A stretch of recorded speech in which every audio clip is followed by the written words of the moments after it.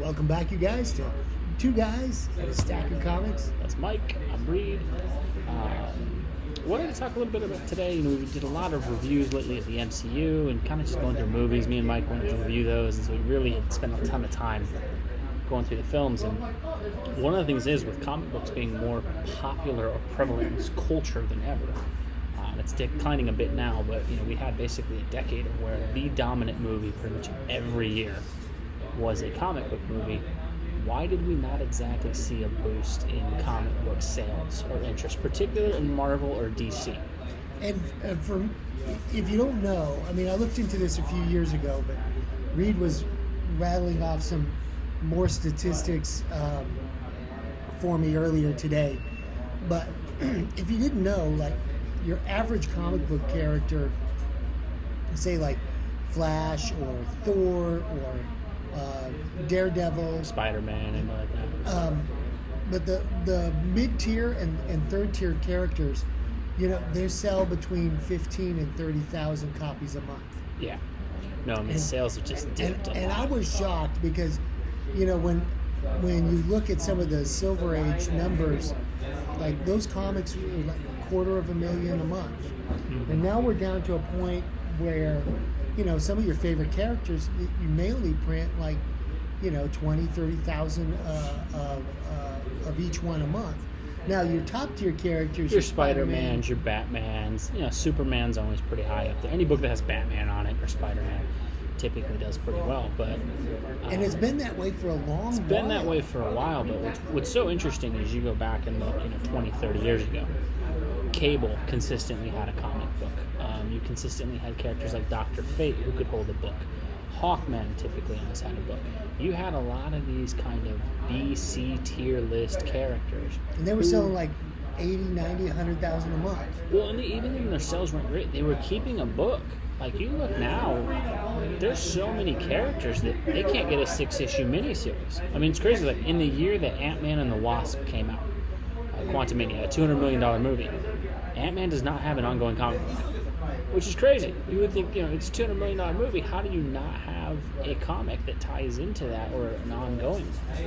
So, like, the big thing was, we were talking about earlier today, is with all the movies that came out, why didn't the print runs and the interest in the books match it? Because, for the better part of 30 years, everybody's been predicting the collapse of the comic book market.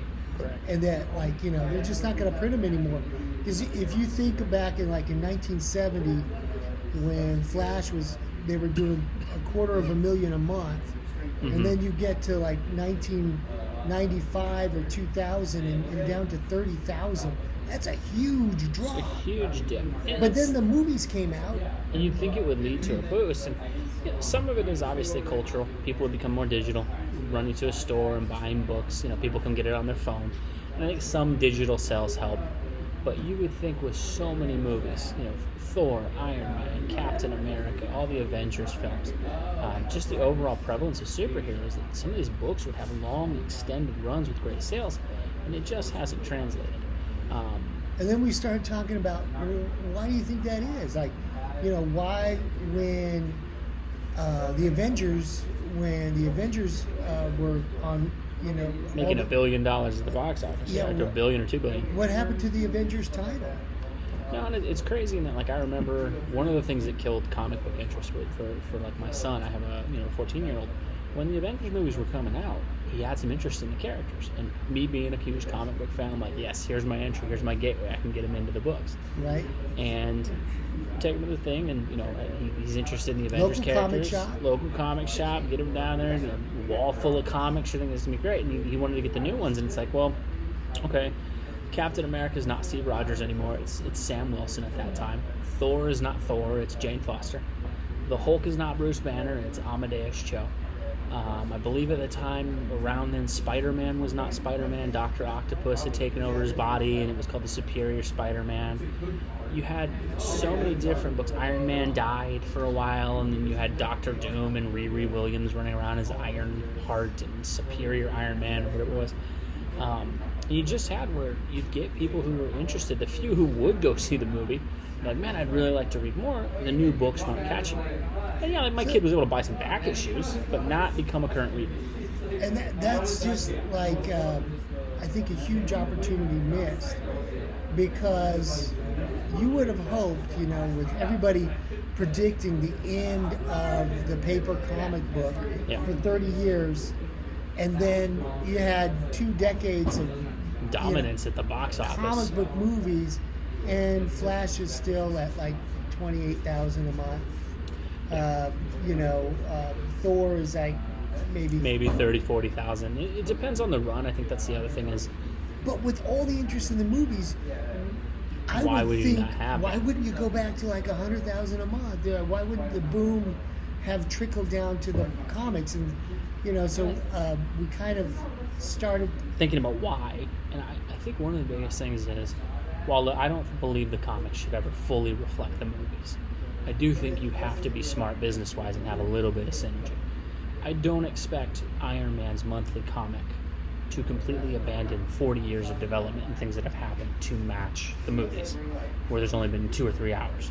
But however, basic continuity. Having Tony Stark be Iron Man Basic. should probably be there if he's your main guy. Basic stuff. Or Steve Rogers as Captain America. And I know that it was a couple years they had that. They've brought those characters back, obviously now. But when you look at it, you think of the generation of potential comic book buyers that you just lost. You're like, well, now we know that the comics that's something else, and I'm not really interested in. I'll just wait till the next movie comes out. I like the movies better. Well, what's huge for that is comics culturally used to be much bigger. When I was a kid, you went to the grocery store, there was a little rack of comics. Any grocery store you went to like a little drugstore, there was a little rack of comics. And you may not have, C-list characters like Silver Surfer, but you could find Batman, Superman, Captain America, Spider-Man, typically Justice League, certainly the X-Men. You'd find it, and you'd go back and look at the 90s when like the X-Men cartoon became huge. Go look at the X-Men comic books at that time. The art style, the costumes all kind of reflected what was on the animated series, because they knew, hey, there's a lot of people watching this cartoon, they might want to roll through the books, and it makes sense that Wolverine should be wearing the yellow and blue costume in the comics along with the show. And the movies just completely dropped the ball on that. And again, I think comics should always be at separate continuity. But you can't have where you get potential buyers for like a decade, where they go to the store and it's like, no Tony Stark, no Thor Odinson, no Bruce Banner. And it just came across, I think, for so many people as like, well, okay, like I like Thor, I'm not going to buy this, whatever this is going on. Why would I want to read, a different character? I just think that was a huge missed opportunity for Marvel.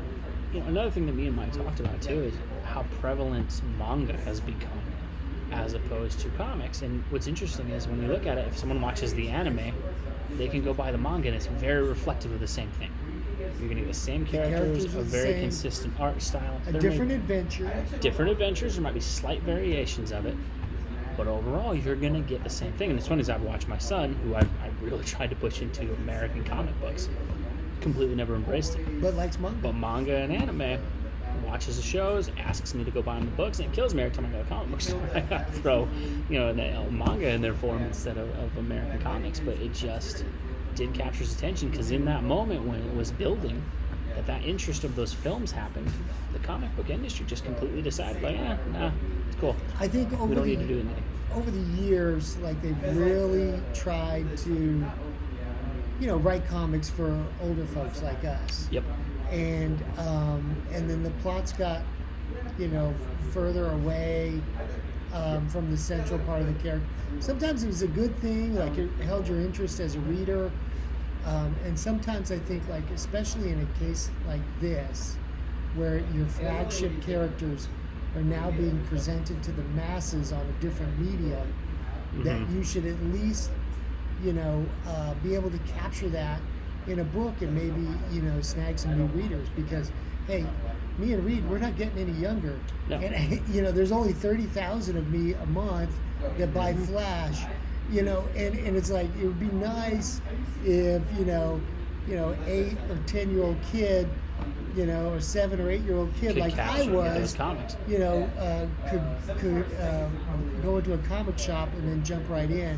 Mm-hmm. And I think also the accessibility, like you mentioned, the grocery store. Like, for me, it was a convenience store I could ride my bike to, and they had 2 spinner racks of comics, and so I had that accessibility. That was before comic shops existed, but then the comic shop has become kind of it's a niche. It's almost like an antiquated type of thing.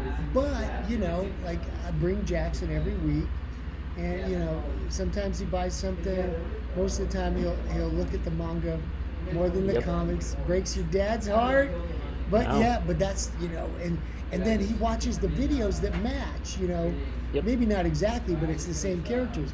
There was one. We went to the movies the other day. There was an anime as a major release. And I'm sorry, I forgot what it was, but he's like, oh yeah, they have manga for this, and he picked up the manga for it, and that's the kind of thing that I wish, Well, and the price point's huge too. You look at some of these manga ones, like where I can't fault my kid. It's like $15. $15, and he gets this huge volume. It's about 100 and something pages, and the pages are normally black and white, and it's a little bit smaller page count, but you get a complete story. Aren't these cooler though? I mean, look at these look cooler, but when you look at it, the price point on this for one issue, you're paying $3.99.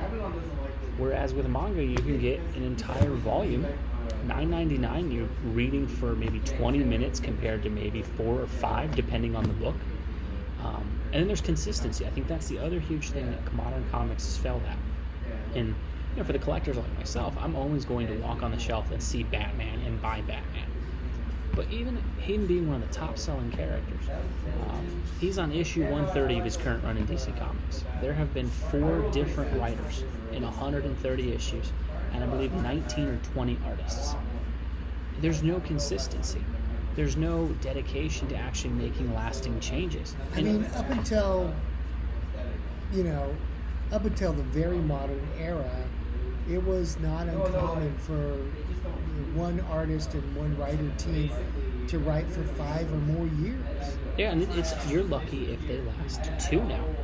And then the other part is, if a run does last 2 years, at some point they go to like the only thing they can, which is let's kill the character and let's put someone else. And like, I've really been enjoying the new Moon Knight comic book that's been coming out the last 2 or 3 years since the TV show. And again, great job by them. Launched it along with the TV show. Hopefully that grew. The comic sold pretty well for Moon Knight.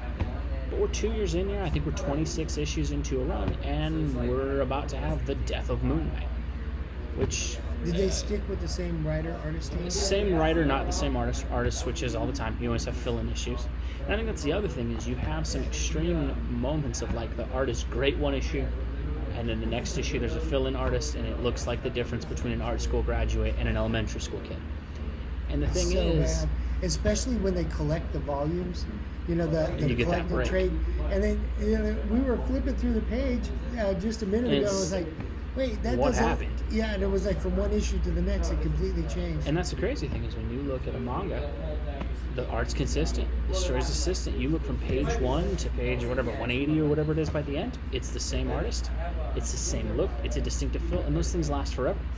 My son watches this One Piece that's, it's like 20 years old at this point. There's like 100-something volumes.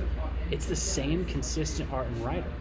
And the thing is, you can just tell there's a passion behind that for that character and that universe. And they know how to keep it steady. Steady Where and consistent. It seems like American comics are always, we'll try this angle, we'll try that angle, we'll try this artist, we'll try that artist. Yep. We'll hire a special cover artist to do variant. We'll do another variant. No, the greatest artists right now all seem to be variant artists. You buy the cover looks fantastic. It's by Jim Lee. It looks great. You open it up and it's like, okay, I guess like Jim Lee's elementary school child drew the rest of the book. And it really, nothing against the artists. Like, I can't draw stick figures, okay? But it's not my job to do that. If you're a professional comic book artist, that dedication should be there. And it's just not, Mike being a Flash fan, we were talking about this. I've gotten into the Flash the last 5 or 6 years. You had Barry Allen come back for a little bit. Barry had the book maybe 2-3 years, and then, okay, it's back to Wally West. And then a couple issues of Barry, and then back to Wally West. Barry's the Flash.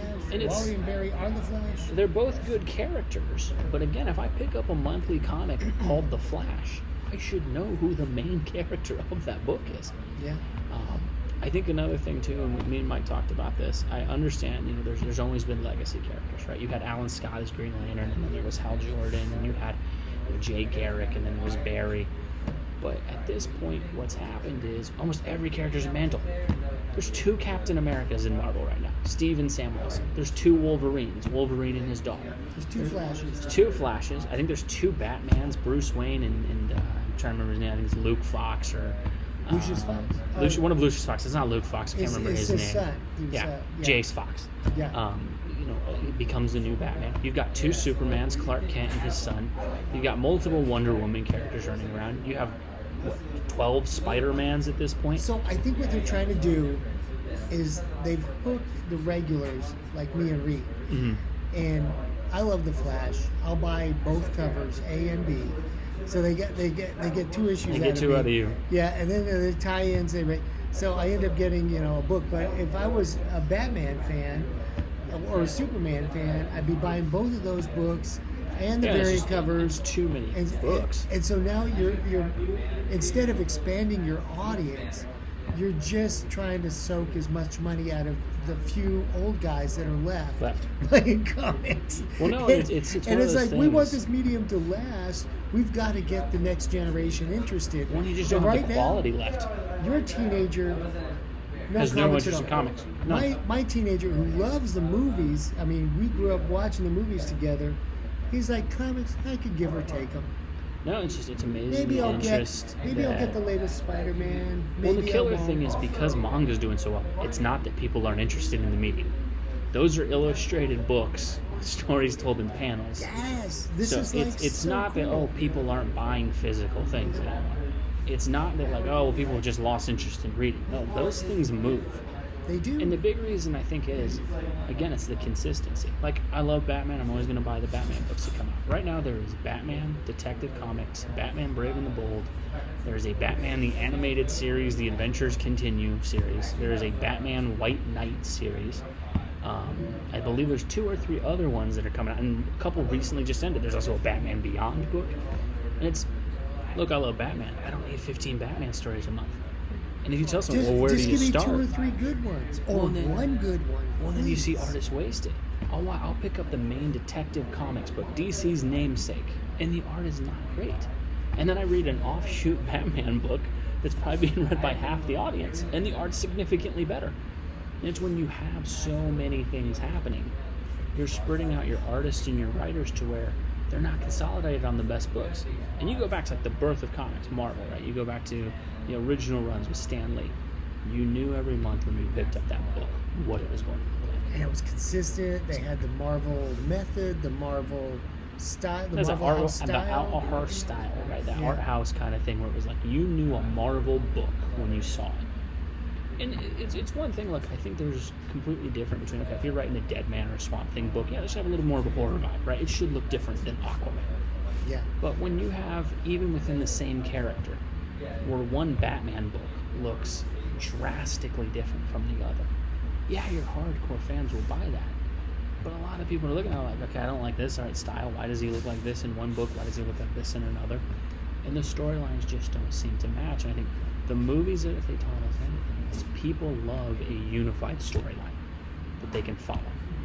Comic books are so all over the place where it's like, pick up an issue of Batman and one he's like... Kind of like the movies, like when we did the Hulk movie review, the 2003 Hulk. Yeah. We'll put a link in it to this video. And just come back to the basics. Yeah, tell the character story. Get a good story. You don't have to tie it in within, any other books. There's the tie-in book. That's another video. And then tie-in books and events. And I think that's another huge part of this is just get some consistency. They'll get the old guys to buy 3 different titles that they normally don't buy to tie into an event. Yeah, and that's how we're going to boost sales. Hey, we're not getting any younger. You got to get those. You got to get the kids interested. Well, and I think kind of bring everything to wrap. I think the big thing is it's just laziness and honesty. They kill off every superhero now. Every other year, a superhero is dying, and The thing is, it doesn't mean anything anymore. Yeah. When you can go find the shelves of like Barnes and Noble and look at the graphic novels, you'll find like with every character, death of, return of, death of, return of. It's like right next to each other on the graphic novel section. And when you look, character deaths used to really matter, and that's when you got invested in the story. Yeah. When Barry Allen died in Crisis on Infinite Earths, that was a 20-year change. When like the original Captain Marvel, Marvel died, that's still consistent. When Gwen Stacy died in an old comic, she was gone. And it mattered, and when you bought that book, it was a piece of history. It mattered. It was something that was momentous. Now it's like, I think Batman's been killed off and replaced 3 times since like 2020 or 2005. I mean, crazy. We were talking with one of our friends here. Miss Marvel, one of the newest characters, just got a TV show, was killed off 2 months ago. Had 1 month where there was an issue about her funeral. Has the show even started yet? Show's over, but she has a movie coming out. But she dies in a page of Amazing Spider-Man. She's dead for like 2 months. Has 1 month where there's a crossover book at her funeral. And then she is brought back to life and launched in a new series before the summer's even over. And it's like, if you're a reader, why are you ever going to get invested? And that's the thing is, me and Mike, like he said, we're the old school guys. We've been reading these things for years. It's an addiction we've had with these comics. We're always going to walk in. It's going to be impossible for me to walk by a Daredevil, a Spider-Man, a Wolverine, or a Batman on the shelf and not pick it up. Right. Unless there's monetary issues going on. But for these younger folks who are buying it, why would you get invested in some of these? And I think, honestly, it's just they need to get back to consistency, get back to one person in the role, get back to having creative teams that stay for the long haul, and maybe you'll get some of those readers, but just what a missed opportunity it was where you had blockbuster after blockbuster after blockbuster, and you fumbled it with the comics. And maybe with the comic book movies going down, maybe it'll drive up some interest, and maybe if we get less movies, maybe people will go to the store more. I don't know, but it's just really, really sad that we had this huge cultural kind of moment for comic books and it never translated to the sales to more sales these things right here. The things we love the most. But let us know what you think. Why do you think the comic books never connected along with the movies? Why do you think that sales boost didn't happen? Why is manga outpacing comics so by such a large margin? Let us know what you think in the comments below. But thanks as always for joining us, and we'll see you in the next video.